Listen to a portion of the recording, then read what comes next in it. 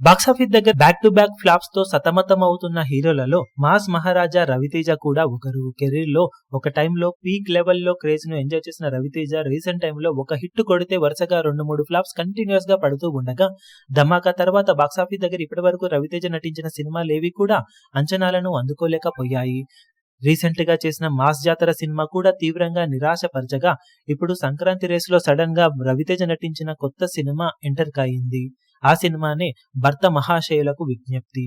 నేను Shailaja cinema director Kishore Tirumala direction లో రూపొందుతున్న ఈ సినిమా రవితేజకు కొత్తగా కెరీర్ లో రీస్టార్ట్ గా నిలిచే అవకాశం ఉంటుందని అందరూ అంచనా వేస్తున్నారు. దానికి గాను రవితేజ కొన్ని నిర్ణయాలు కూడా తీసుకున్నాడట ఈ సినిమా నుండి. ఈ సినిమాకు ఎట్టి పరిస్థితులలో మాస్ మహారాజా అనే ట్యాగ్ వేయాల్సిన అవసరం లేదని, జస్ట్ అవి రవితేజ అనే స్క్రీన్ నేమ్ వేస్తే సరిపోతుందని, దాంతో పాటు ఈ సినిమాకు ₹1 కూడా రెమ్యునేషన్ తీసుకోకుండా పనిచేస్తున్నట్టు స్వయంగా నిర్మాతనే తెలియజేశారు. కానీ రవితేజ సినిమా కోసం ఎలాంటి రెమ్యునేషన్ తీసుకోకుండా పనిచేస్తూ ఉండగా, సినిమా హిట్ అయ్యి లాభాలు వస్తేనే తనకు రెమ్యునేషన్ ఇవ్వాలని కోరారని, కానీ రవితేజ ఒకే ఒక కండిషన్ సినిమాకు పెట్టారని, అది ఎట్టి పరిస్థితులలో సినిమా సంక్రాంతికే రిలీజ్ అయి తీరాల్సిందేనని కండిషన్ పెట్టారని, దాంతో తాము ఎట్టి పరిస్థితుల్లో కూడా సినిమాను సంక్రాంతి రేసులోనే నిలపడానికి సర్వశక్తులా ప్రయత్నిస్తున్నామని, సినిమా ఇప్పుడు సంక్రాంతికే జనవరి 13న రిలీజ్ అవ్వడానికి సిద్ధమవుతుందని కన్ఫర్మ్ చేశారు.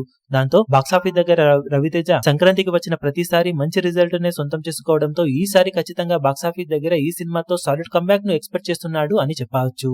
మరి ఎంతవరకు ఇది సఫలమవుతుందో చూడాలి. ఈ వీడియో మీకు నచ్చినట్లయితే లైక్ చేయండి, షేర్ చేయండి, ఛానల్ ను సబ్స్క్రైబ్ చేయడం మాత్రం మరవకండి. ఏ చిన్న అప్డేట్ ను మిస్ అవ్వకూడదు అనుకుంటే బెల్ ఐకాన్ ను ప్రెస్ చేయండి.